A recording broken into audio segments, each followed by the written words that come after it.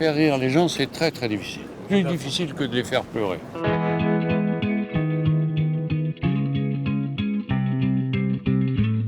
C'est l'histoire d'un père et d'une fille qui ne se sont pas vus ni parlé depuis 20 ans et qui ont toujours été séparés l'un de l'autre par la pudeur qui les ronge l'un comme l'autre.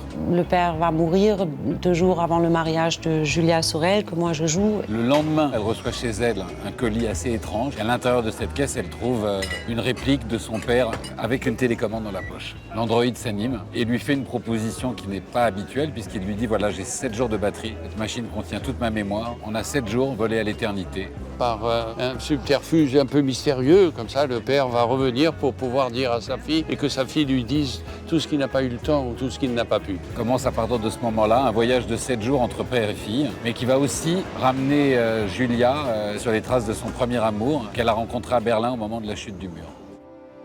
Le personnage de Julia, quand j'ai lu le scénario, j'avais vraiment le sentiment que ça doit être moi qui dois jouer ça. Et je me sens très proche du caractère parce que j'ai perdu mon père et parce que moi, si j'aurais encore une fois la chance d'avoir 6 jours avec mon père, waouh, ce serait mon grand rêve, ça. Évidemment, ça pose des questions sur qui vous êtes, quel père vous avez été, à quelle époque de votre vie vous êtes, à quelle époque de sa vie elle est. C'est une préoccupation que tout père honnête et toute fille honnête vont avoir. Ça va résonner. Et donc ça a résonné en moi, évidemment.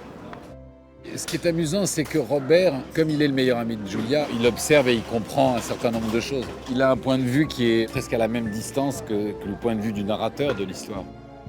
Thomas, c'est un personnage qui a des principes. Il est prêt à perdre sa vie pour ce qu'il croit. Donc c'est quelqu'un de très intègre, qui a une histoire d'amour, qui l'accompagne. Et c'est quelqu'un qui n'a pas réussi à oublier cet amour de jeunesse. C'est un personnage très romantique, très idéalisé, très complexe. J'ai très vite imaginé que Jean serait un Michel incroyable. Pour son immense talent d'acteur, mais aussi pour son immense talent d'homme. Ça faisait longtemps qu'il me disait « j'aimerais beaucoup faire quelque chose avec toi ». Et c'est toujours extrêmement plaisant quand les gens vous disent « je voudrais travailler avec toi ».